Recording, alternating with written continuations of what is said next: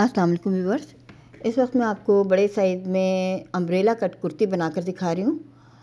ये बड़े साइज़ में बनी हुई कुर्ती है, राव सिल्क में है। इसमें बोट नेक में मैंने ये फ्लैट बैंड कॉलर बनाए हैं और ये आप देख सकते हैं मैंने ये राव सिल्क फैब्रिक इसमें इस्तेमाल किया है। और बड़े साइज़ में ये इस तरह की कुर्ती मैंने पहले छोटे साइज़ में भी बनाकर दिखाई है और अब मैं बड़े साइज़ में बना के दिखा रही हूँ। इसकी लेंथ 42 है और इसका चेस्ट साइज़, बस्ट साइज़ जो है वो 22 है। 22 के लिए बड़े साइज़ में है ये। और इसी कटिंग और स्टिचिंग मैं आपको दिखाने वाली हूँ। जैसे कि आप देख सकते हैं काफ़ी खूबसूरत देखने में भी ये नज़र आ रही है कुर्ती। रेगलान स्लीव में ये तैयार की गई है और इसके साथ बोट नेक मैंने बनाई है फ्लैट बैंड कॉलर के साथ। इस तरह की कुर्ती बनाने के लिए आपके पास अगर बड़े साइज़ का फैब्रिक है तो बहुत अच्छा है। अगर छोटे साइज़ का भी फैब्रिक है तो आप ये देख सकते हैं, ये डबल करने के बाद ये मेरे फैब्रिक की कुल चौड़ाई जो है 48 इंचज़ है। 48 इंचज़ अगर हमने लेयर्स लेनी है 48 इंचज़ की। ये मेरा बहुत बड़े अर्ज का कपड़ा था तो ये डबल करने के बाद भी 48 इंचज़ है। तो अगर हम इस 48 इंचज़ चौड़ाई में अगर हम बना रहे हैं, अगर हमारे पास इतना अर्ज़ है तो हमारी एक ही दफ़ा में 43 इंचज़ या 42 इंचज़ की कुर्ती बआसानी रेडी हो जाएगी। और अगर हमारे पास लेंथ फिर भी कम आ रही है, चौड़ाई कम है, तो फिर हमें डी शेप के जोड़ डालने पड़ते हैं। सबसे पहले इसमें हम नेक तैयार करेंगे। आपने जैसे कि देखा मैंने डबल कपड़े को किस तरह से फोल्ड किया है एक ट्रायंगुलर शेप में। उसके बाद हम नेक कटिंग कर रहे हैं 4 इंचज़ में। अगर हम ये 8 इंच की हमारी चौड़ाई नेक की रखेंगे तो इसके लिए हमने हाफ 4 इंच रखना है।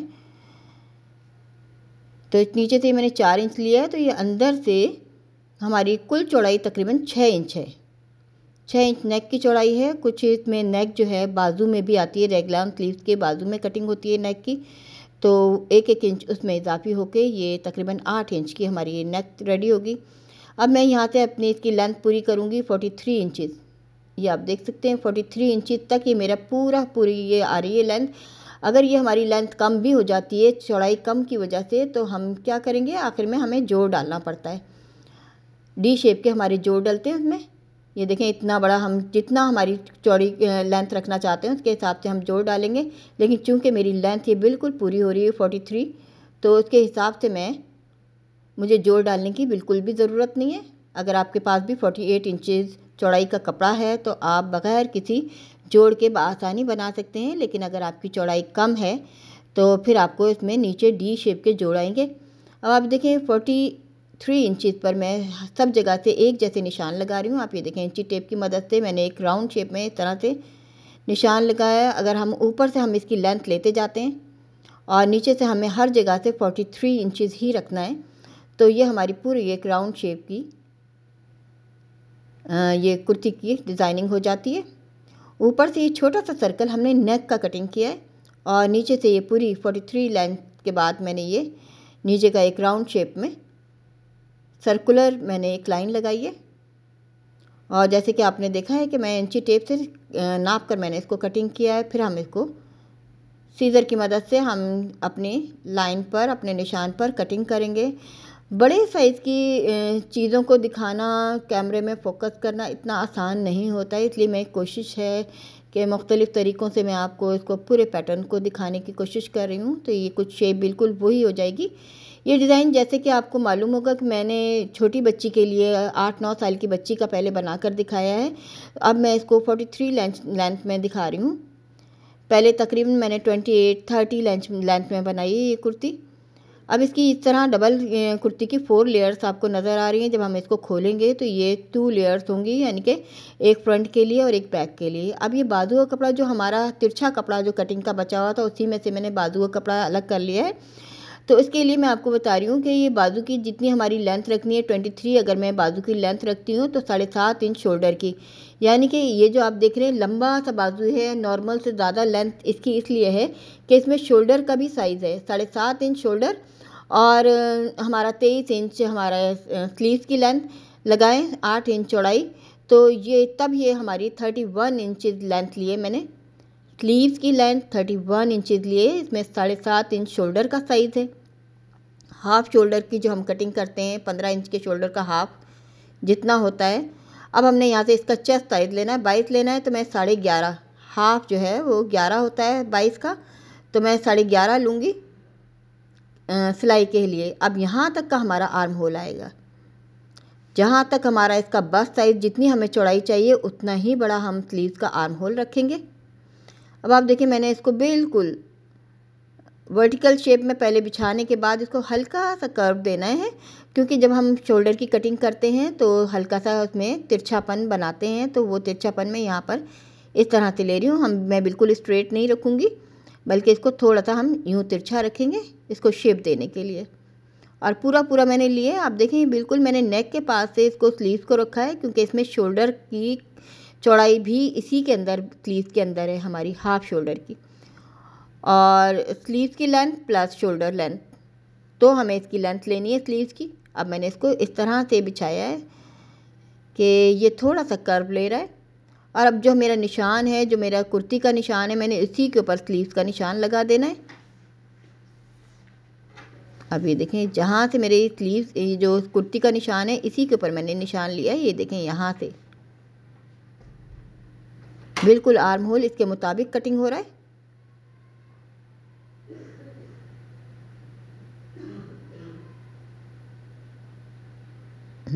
यहाँ तक पहले हम इसको पूरा कटिंग कर लेते हैं, उसके बाद हमें अब ये देखें जहाँ मेरा ये निशान था, मैंने ये तकरीबन 11 इंच का हमारा ये आर्म होल बन रहा है, जो ऊपर से आर्म होल का साइज़ है हमारा तकरीबन 11 इंच। अब यहाँ से मैंने नेक कटिंग की, नेक की शेप बना दी है। आपने देखा कि हमारी जो नेक है सिर्फ फ्रंट बैक में नहीं है, स्लीव में भी हमारी नेक जा रही है। तकरीबन ये इस वक्त 3 इंच है, मैं इसको थोड़ा सा और बढ़ा के 4 इंच का नेक करूँगी। तो मैंने 1 इंच और पीछे से मैंने निशान लगाया है, इसकी चौड़ाई 4 इंच। मैंने इसमें फ्लैट बैंड कॉलर लगानी है, तो बैंड कॉलर से भी हमारी नेक जो है वो उसकी चौड़ाई जो है कम हो जाती है, तो इसलिए मैं इसको 4 इंच ले रही हूँ, यानी कि तैयार ये जो नेक होगी हमारी 8 इंच की होगी।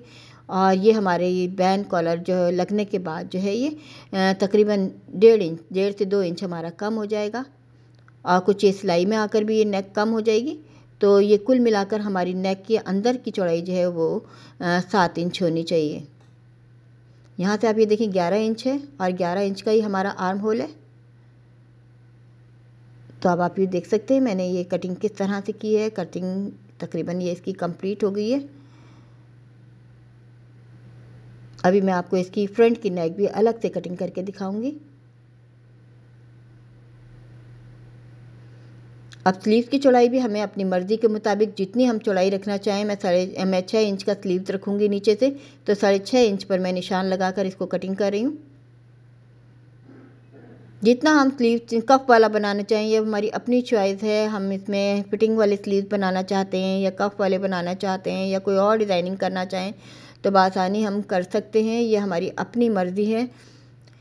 बाकी मैंने इसमें सिंपल स्लीव बना रही हूँ। अब ये मेरी जो है नेक के साथ ये तैयार हो गई है। मैं इसकी फ्रंट की जो हमारी नेक है उसकी थोड़ी सी इजाफी कटिंग होगी स्लीव्स के साथ। जैसे कि आपने देखा कि इसकी स्लीव का कुछ हिस्सा हमारे की नेक का कुछ हिस्सा स्लीव में जा रहा है, तो हमें स्लीव की भी उतनी ही कटिंग करनी पड़ेगी जितनी हम नेक की गहराई करेंगे। अब स्लीव का फ्रंट साइड जो हम बनाना चाहें, स्लीव की दोनों साइड एक जैसी हैं, लेकिन में से एक हिस्से को हम फ्रंट के साथ जोड़ेंगे तो स्लीव की भी हमारी उसके मुताबिक कटिंग होगी। अब मैं 1 इंच 1 से 1.5 इंच ले लेती हूँ इजाफी और कटिंग के लिए। अब आप देखें इसको गोलाई में इस तरह कटिंग करते हुए हमें स्लीव तक आना है, इस तरह से। ये देखिए अब ये गहराई इसकी ज़्यादा हो गई है 1.5 इंच फ्रंट की नेक के हिसाब से। अब आप देखें इसको जब हम जोड़ेंगे तो हमारा ये आर्म होल का साइज़ भी फ्रंट साइड से कम हो गया है। अब जैसे कि आपने देखा होगा फ्रंट साइड पर हम आर्म होल की इजाफी कटिंग करते हैं, ये हम सिर्फ फ्रंट साइड की हम इजाफी कटिंग कर रही हूँ मैं। अब आप देखें बैक साइड का ये कट जो है ये बड़ा है, और ये फ्रंट साइड का जो कट है हमारा नेक का ये थोड़ा सा छोटा हो गया है। और यही हमारी इसकी पहचान है कि ये हिस्सा फ्रंट का है छोटे कट वाला, और बड़े कट वाला जो है ये हमारी बैक नेक के साथ फिट होगा। ये मैं एक दफ़ा यहाँ से भी आपको सेटिंग दिखाती हूँ इसकी बिछाने के बाद। ये देखें, जब हम इसको बिछाएंगे तो इसकी शेप कुछ इस तरह से आएगी नेक की। बैक नेक की गहराई कम है और फ्रंट की 1.5 इंच ज़्यादा है। अब ये बटन पट्टी जो हम बनाएंगे, इस तमाम कपड़ा ये रेप वाला है, इसलिए हमें यहाँ पर इसमें पेपर बुकरम पहले फिट करनी है ताकि इसमें कहीं से भी झोल ना आए। हमारी नीट हमारी ये जो नेक पट्टी बने, उसमें मैंने इस तरह से निशान लगाया है और एक पट्टी हमें नीचे रखने के लिए चाहिए, लूप चाहिए। मैंने 18 लूप बनाए, 18 बटन बनाने हैं। ये एक पट्टी जो नीचे रखने की है और ये लाइनिंग की पट्टी है जो हम पट्टी के नीचे रखकर इसको सिलाई करेंगे। आप ये देखें, ऊपर से मैंने पतली पतली सिलाई ली है और नीचे जाके बिल्कुल ही कम हो जाती है।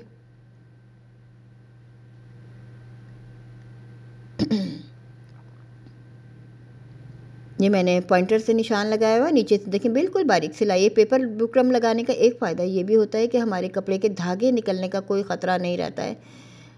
जब हम कटिंग करते हैं तो हमारा कपड़ा जहाँ होता है बारीक सिलाई में भी वो वहीं रहता है। अगर हम पेपर बुकरम ना लगाएं तो हमारे धागे निकल कर कपड़े की सिलाई वहीं ख़त्म हो जाती है, बारीक सिलाई हम नहीं कर सकते।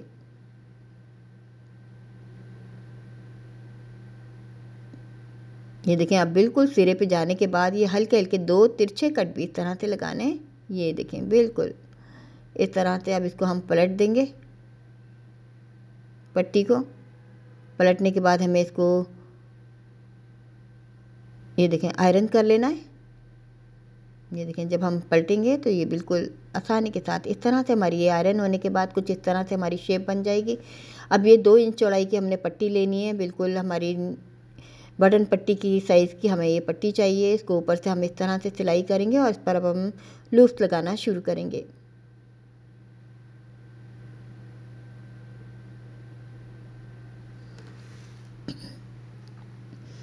ये मेरे पास तकरीबन 2-2 इंच के मैंने लूप्स बनाकर तैयार करके रखे हुए हैं। अब मैं इनको इस तरह से बैलेंस करके अपनी पट्टी के हिसाब से सिलाई करती जाऊंगी।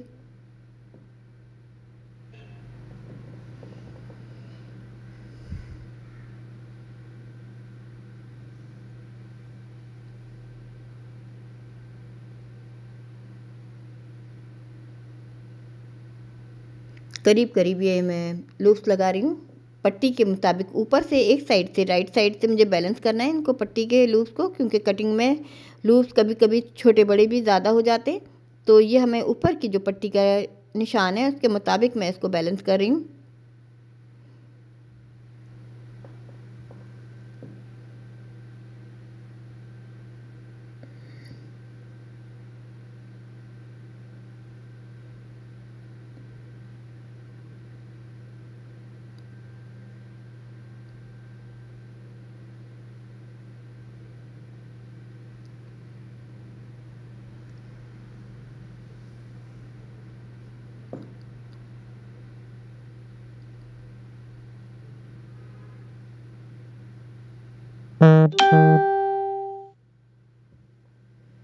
और इस तरह से जितना हम लंबी पट्टी बनाना चाहें हम उतनी ही बना सकते हैं।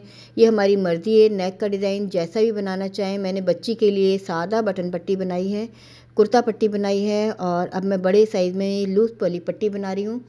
ये मेन कटिंग जो है इसकी अम्ब्रेला कट है, लेकिन मैं इसमें हमें नेक और स्लीव्स का जो हम डिज़ाइनिंग चेंज करना चाहें अपनी मर्ज़ी के मुताबिक चेंज कर सकते हैं। अब बड़ों के लिए मैंने बटन लूप्स वाली पट्टी बनाई है। अब इसको मैं डायरेक्ट ऊपर से, मैं थोड़ा सा स्लिट खोलना है मैंने, इसलिए मैं ऊपर से नहीं ले रही हूँ। तकरीबन 2 इंच का मैं इसमें स्लिट खोलूँगी, तो मैंने ऊपर से लिया है यहाँ से पट्टी। अब इसको ऊपर रखकर हम डायरेक्ट पट्टी को इस तरह से सी देंगे।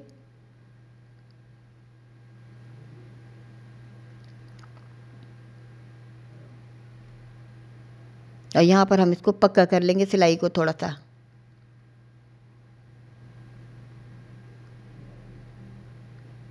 और बाकी है ये हमारा कवर होगा बटन लगाने के बाद।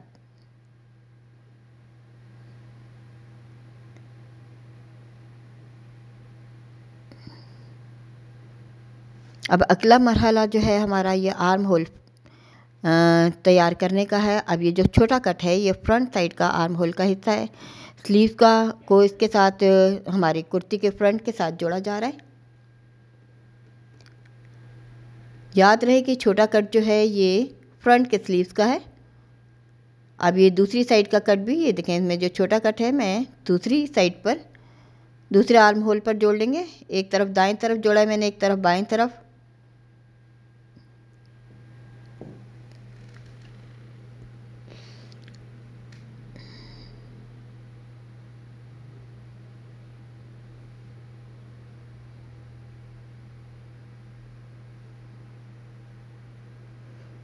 इस तरह से ये हमारे फ्रंट के दोनों बाजू के साथ आर्म होल जुड़ गए हैं। अब बैक साइड रह गई है। अब बैक साइड को भी हमने इस तरह से ये नेक के साथ आर्म होल के साथ हमें इसी तरह से जोड़ना है।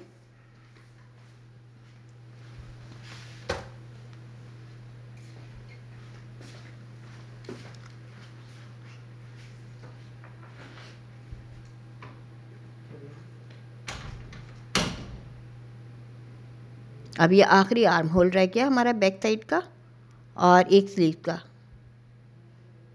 याद रहे कि रेगराउंड स्लीव में 4 आर्म होल होते हैं, 2 फ्रंट के और 2 बैक के। इसी तरह स्लीव्स के भी इसी तरह होते हैं। अब इस तरह से ये एक राउंड कंप्लीट हो गया है हमारा आर्म होल जोड़ने के बाद।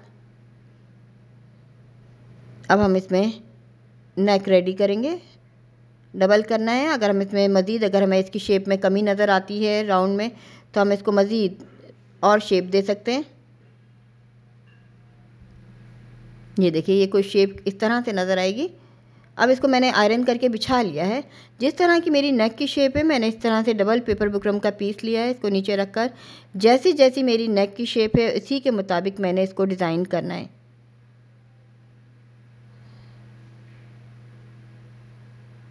ये देखिए, पॉइंटर की मदद से मैं इसके नेक के मुताबिक, जैसी जैसी नेक की शेप है उसके मुताबिक मैं इसको निशान लगा रही हूँ। छोटी नेक बनाएं, बड़ी नेक बनाएं, जिस तरह से आपको अच्छा लगता है आप इसकी नेक की तैयारी कर सकते हैं। ये देखें, मैं तकरीबन मैंने ये 2 सेंटीमीटर जितनी चौड़ाई ले रही हूँ मैं।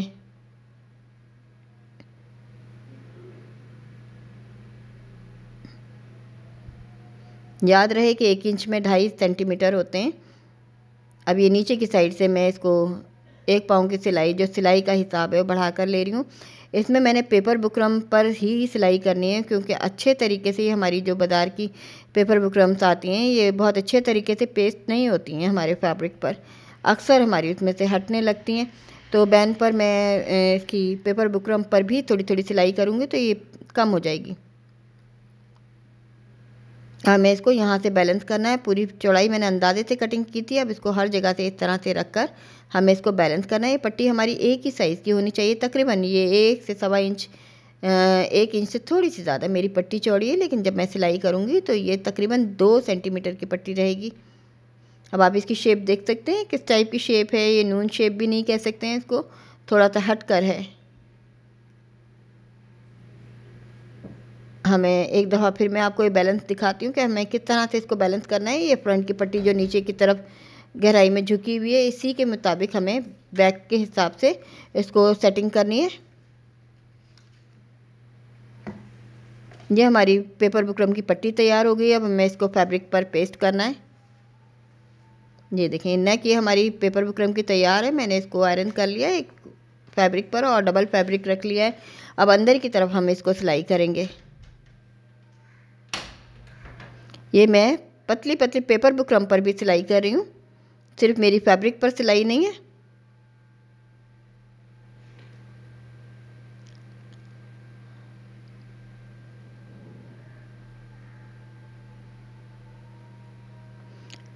और इस तरह से ये अंदर की साइड सिलाई करने के बाद हम बाकी कपड़े को इसी तरह से कटिंग कर लेंगे। ये देखिए, इस तरह से थोड़ा सा इससे हटा कर पेपर बुकरम से हमें इसको कटिंग करना है। कटिंग करने के बाद इसमें छोटे छोटे कट्स भी लगाने हैं, ताकि जब हम इसको पलटें तो इसमें किसी किस्म के कॉर्नर्स ना बने। जब हम इसी तरह के गोलाई वाले हिस्सों पर जब हम सिलाई करते हैं तो इसमें कट्स लगाने ज़रूरी होते हैं, छोटे छोटे, जो मैं अभी आपको लगा कर दिखाती हूँ। अगर हम ऐसा नहीं करते हैं तो गोलाई वाले हिस्सों को हम जब पलटते हैं तो वहाँ पे छोटे छोटे कॉर्नर्स बन जाते हैं, उसमें नीटनेस नहीं आती है।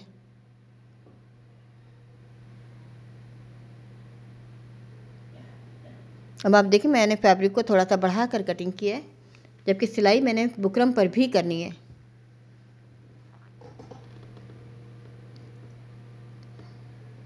अब ये देखिए मैं हल्के हल्के कट्स लगा रही हूँ, ताकि जब हम इसको पलटें तो किसी किस्म की कोई मुश्किल पेश ना आए, उसमें खिंचाव ना आए, चुने ना आए या झोल ना आए। तो इसके लिए ये कट्स लगाना बहुत ज़रूरी होते हैं। बाहर की साइड भी लगाएंगे हम जोड़ने के बाद। ये देखें, ये वो हिस्सा जो लाइनिंग वाला हिस्सा है जिसमें बुकरम नहीं लगी हुई है, उस हिस्से की साइड हमें फोल्ड करके इस पर सिलाई करनी होती है। इसका सिलाई करने का मकसद ये होता है कि जब हम इनको पलटते हैं बैन को अपने, तो नीचे का कपड़ा, लाइनिंग का कपड़ा हमारा ऊपर की तरफ वापस पलट कर आता है। तो इसके लिए हम जब अपन सिलाई कर लेते हैं तो ये लाइनिंग का कपड़ा हमारा फ्रंट साइड पर, पेपर बुकरम वाली साइड पर नहीं आता।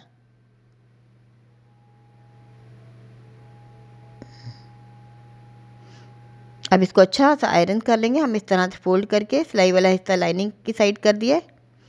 अब आयरन करने के बाद इसकी शेप कुछ इस तरह से नज़र आ रही है, कुछ ओवल सी शेप हो गई है। अब ये सेंटर में मैंने बिल्कुल सेंटर में मैंने एक कट्स लगा दिया है, और ये बैक नेक का सेंटर है। ये कट्स लगाने के बाद हमें यहाँ से इसका साइज़ लेना है, एक दफ़ा और साइज़ लेना है जो हमारी बैन में फ़र्क होगा। ये देखें, ये जितनी बड़ी हुई बैन है तो उतना हिस्सा हम फालतू बाहर रखेंगे। फ्रंट साइड पर हमें बैन को जोड़ना शुरू करना है। उतना ही कपड़ा मैंने बाहर निकाल दिया है जितना मेरा बढ़ा हुआ था।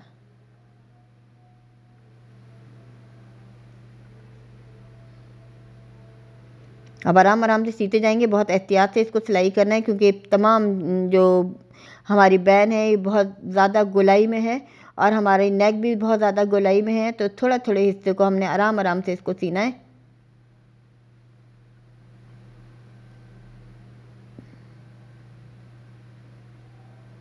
और जब आपने इसको उठाना है अपने पाँव को, तो इस बात का ध्यान रहे कि हमारी निडल अंदर होनी चाहिए, वरना वो अपने निशान से हट सकती है। देखिए ज़्यादा गोलाई की वजह से मुझे बार बार इसके पाँव को उठाना पड़ रहा है। अगर हमारा पाँव वो गोलाई वाला होता है, गोलाई वाले पाँव भी आते हैं, वो सब लोगों के पास नहीं होते हैं। उसका फ़ायदा ये होता है हम गोलाई वाली जगहों पे जहाँ से बेंड करना चाहें बआसानी कर लेते हैं।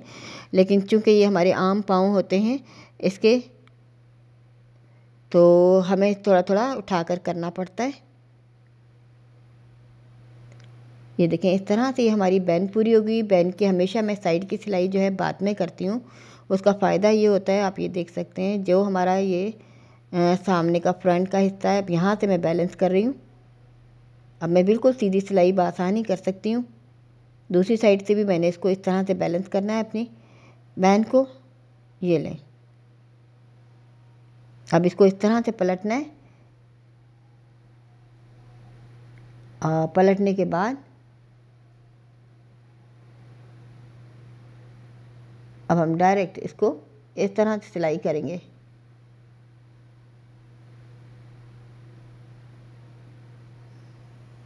दूसरे सिरे को भी बिल्कुल इसी तरह से तैयार करेंगे। फोल्ड करने के बाद बैन को हमने इस तरह से सिलाई करना है, और आखिर में मैं इसको नीटनेस के लिए इसको तुरपाई करेंगे। तुरपाई करने से नीटनेस आती है, सिलाई से इतनी फिनिशिंग नहीं आती जितना हमारा तुरपाई से आती है इसमें फिनिशिंग। अब इसको हम पलट देंगे। पलटने के बाद मैंने इसको तुरपाई करना है। आयरन करके आप तुरपाई कर सकते हैं बआसानी। सिलाई का पहला रूल है कि आपको छोटे छोटे काम ये पहले आने चाहिए, जैसे तुरपाई के काम हैं या काज बटन के काम हैं। ये चीज़ें हमें पहले से ऑलरेडी आनी चाहिए। ये देखें कितनी नीट तरीके से ये हमारी बैन तैयार हो गई है। अब ये आखिर में मेरी बाजू हैं जिस पर मैंने एक लेस फिट कर दी, जो मैंने नहीं दिखाई है आपको। आसान चीज़ें नहीं दिखाती हूँ मैं, जो सिंपल चीज़ें हैं, और जितनी डिज़ाइनिंग है मैंने आपको दिखा दी। अब ये आखिर में साइड की सिलाई है, और इसके नीचे हमें पाइपिंग वाला इनर लगा सकते हैं हम। जो हमारा दिल चाहे हम इसमें नीचे ऐड कर सकते हैं। चौड़ा इनर भी ऐड कर सकते हैं। इसी फैब्रिक के बचे हुए कपड़े में से भी हम इन रेप वाली पट्टी, चौड़ी पट्टी 3 इंच की, 4 इंच की, वो भी हम नीचे लगाकर इनर बना सकते हैं। मैंने इसमें बाजारी इनर लगाया है। ये मेरा दूसरा बाजू है, वो भी मैं आपको साथ ही तैयार करके दिखा रही हूँ। इस साइड की सिलाई के बाद मैं अब आपको अपनी ये कुर्ती जो है फाइनल करके दिखाती हूँ, बटन लगाने के बाद, आयरन करने के बाद। और आप देखें तैयार होने के बाद ये काफ़ी खूबसूरत लग रही है। इसमें जो फैब्रिक लगा है इसे राव सिल्क कहते हैं। ये सॉफ्ट वाली राव सिल्क है, अच्छी वाली। इसमें आप कॉटन सिल्क भी इस्तेमाल कर सकते हैं। कॉटन सिल्क का भी इसकी फिनिशिंग बहुत अच्छी आएगी। याद रहे कि इस तरह के कुर्तीज़ बनाने के लिए आपको लचकदार, बहुत ज़्यादा सॉफ्ट कपड़े या लीलन टाइप के कपड़े इस्तेमाल नहीं करने चाहिए। उससे ये आपकी शेप नीचे की सही नहीं आती है। तो जो बहुत ज़्यादा सॉफ्ट कपड़े होते हैं वो तिरछी वाली साइड पे या रेब वाली साइड से लंबी होती चली जाती है, जिसे हम रोक नहीं सकते। लेकिन जो कॉटन सिल्क होते हैं या राव सिल्क हैं या थोड़े से हार्ड फैब्रिक के कपड़े हैं, ये इनकी इसी तरह से इनकी चुनें इसी तरह से खूबसूरत और फिनिशिंग में आती हैं। उम्मीद है ये डिज़ाइन आपको अच्छा लगा होगा। ये मैंने बड़े साइज़ में 42 साइज़ में दिखाया है और बस साइज़ इसका 22 है। उम्मीद है ये आपको डिज़ाइन अच्छा लगा है तो आप बना सकती हैं। ये पार्टी ड्रेस के लिए बन सकता है। इसके साथ मैंने प्रिंट सिल्क का दुपट्टा रखा है। उम्मीद है आपको डिज़ाइन अच्छा लगेगा।